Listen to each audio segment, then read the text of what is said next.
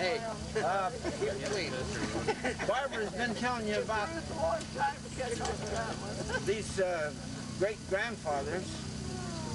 Well, my grandfather came across the plains, and he was William Henry MacArthur. He was talking about Duncan MacArthur. Now, I'm not sure whether Duncan was William Henry's brother or not, but my grandfather used to talk a lot about Duncan MacArthur. So it could have been the brother, right? Yes. Okay. So this grandfather, well, he was a real pioneer. That's right. From going over his life, he didn't stay very long in one place. He'd stake out a piece of land and farm it for 2 or 3 years, and then he'd sell it and go move someplace else and stake out another one. Well, this particular time he staked out a piece of land that was close to an Indian reservation, and it was called Indianola. Anybody that's from around Provo area will probably know where Indianola is. But It's still there. nobody in the whole area was a dentist. So my grandfather had a chance to send back somewhere and have him send him out a dentist's forceps, pull teeth with. So he took it upon himself to learn how to pull teeth. So he pulled all of these kids' teeth. They didn't know what filling teeth was in those days. If they had a bad tooth or give them a headache or jaw ache, they just pulled it if they had somebody around that could pull it. So the Indians heard about my grandfather pulling teeth and stopping these toothaches that they get. So this one Indian, he come from the Indian reservation, and man, was he holding his jaw. And of course his jaw was all swollen up, and he come in and he was moaning away and wanted grandfather to pull his tooth. He said, okay, all right, I'll pull it. So he didn't have nothing to soften the pain or nothing, and so he just got down in there and yanked that old tooth out. And my grandfather says you should have heard him holler. That he just screamed bloody murder. Now we've heard that the Indians were real brave, strong, you know. Well, this particular Indian, I guess he wasn't so brave. Anyway, grandfather said that he just rolled on the ground and hollered and moaned and held his jaw. He went on through all kinds of maneuvers and everything, and finally, my grandfather said he just got tired of this moaning and all, so he just says, that's enough! He says, that don't hurt anymore. Get up now and go on and get the heck out of here. And that Indian, he says, huh? Yeah, go on, get out of here. What? Well, yeah, so he took off and went down the road and forgot all about his tooth. After he was called a squaw. One other short Indian story. Keep going, Uncle. This will be shorter than the other. You're on a roll, Uncle Ab.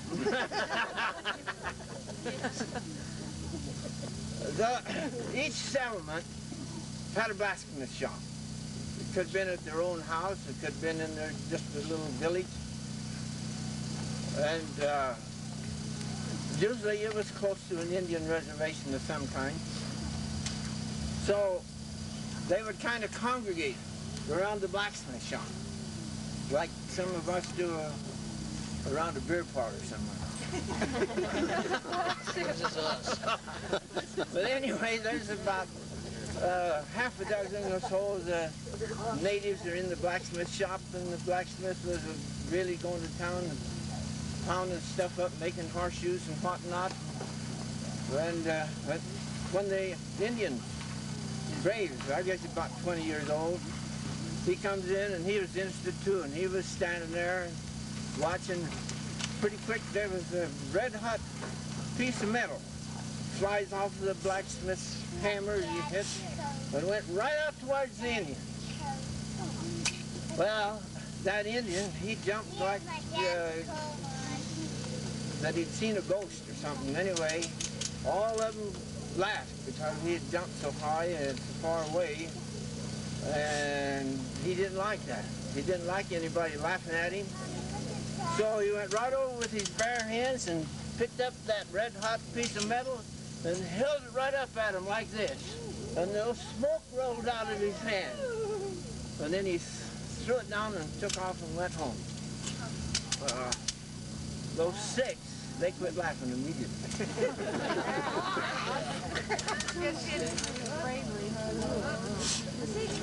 That's wonderful. I think that's great. I love this story.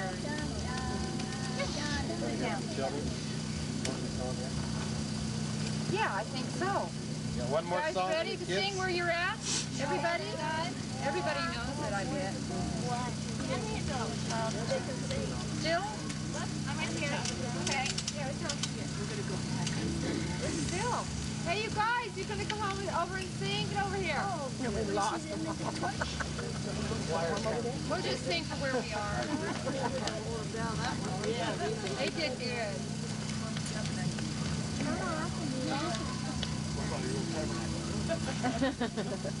Oh, am I doing this thing? Oh, I'm sorry. I was waiting. Okay. You guys have got to sing out loud. Patty, you guys all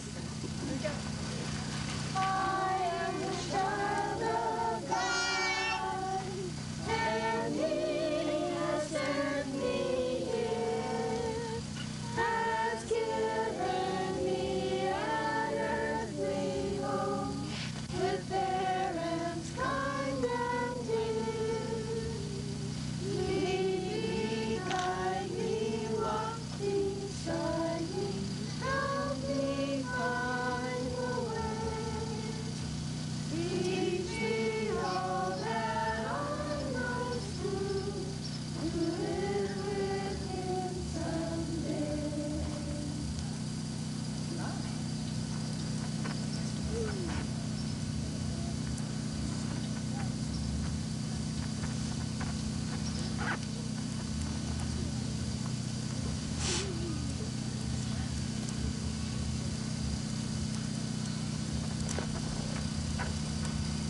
Do off with a closing prayer first, Brent.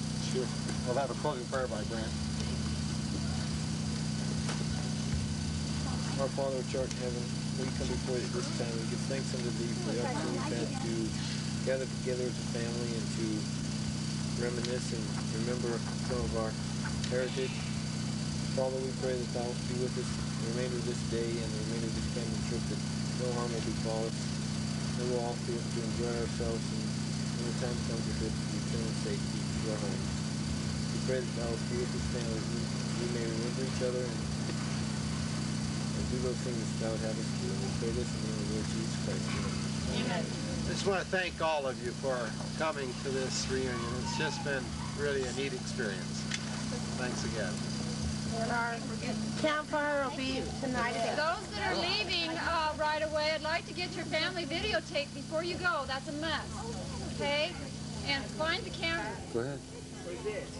Anyway, at our home reunion here, we have from the house of Anne, some family that we want to introduce to everybody.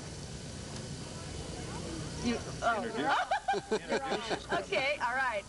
I'm Deanne from the house man. This is my daughter Stacy, my oldest daughter. This is my husband, Bill. Right? We all married Bills. That'll make it real simple as we go around circles. Great, that's great. Now we'll move on to another part of the house of Anne, and we'll let Linda do. Okay. My given name is Melinda Cloa. Well, don't leave. Named after her grandmother. Named my son Sean MacArthur from the MacArthur side. This is my husband Bill McKee. 2 boys are running around here. I don't know where they are. Spark up. Then my other son is Brian. So we'll move on to Lori. Hi, I'm Llewellyn. This is my son Mason, and my husband Bill. There he is. He has eyes like that. And our last name is Mattis. We're from Orangeville. Good. you know, you're telling the whole family who you are. and where you're Orangeville, at. where? Orangeville's up by Sacramento. Okay. So we're looking forward the next 2 years, and we'll increase this twofold. Good. Oh, you mean you're going to increase your family? No, that's all group. Let's move on to Alan. Okay, move over, Bill. Everybody. Look at the baby's crying. She hates This is my dog, Sparky. Speak. Okay, baby kid. Oh, look how they're cooperating for the camera. This is Alan Albert Eager III, better known as Albie. Oh, what a cute. Speak. He smiles. And this is my lovely wife, Jeannie. She was born in Austria, so we think she's communist. Great. Not. That's close to my family. Really. On the other side. And this is Jennifer Ann. Hi, Jennifer. Ann is named after her grandmother, Annie, who's in the cabin there with broken wrists, and that's a long story. We'll go interview Annie. Tell your grandmother. Goodbye. Thanks, Al. Oh, that's Ruthie. Oh, look at Ruthie. Look at these. Well, are now great. these are snaps. Oh, aren't they great? Oh, I hope she got a picture of Charlene when she was a baby. She didn't look like a baby. She looked like an angel. Yeah, she did. Oh, But these she's aren't so close cute. enough because, you know, Yeah. she was such a gorgeous. But we've got some cute ones of her when Yeah. she's a Well, baby. see, these are the ones that everybody's going to be responsible for bringing pictures, so you're good. responsible too, Oh, Mom. good. You got to bring some good ones, Okay. you know. And then we all bring the negatives so that we can Oh, aren't those cute? look at.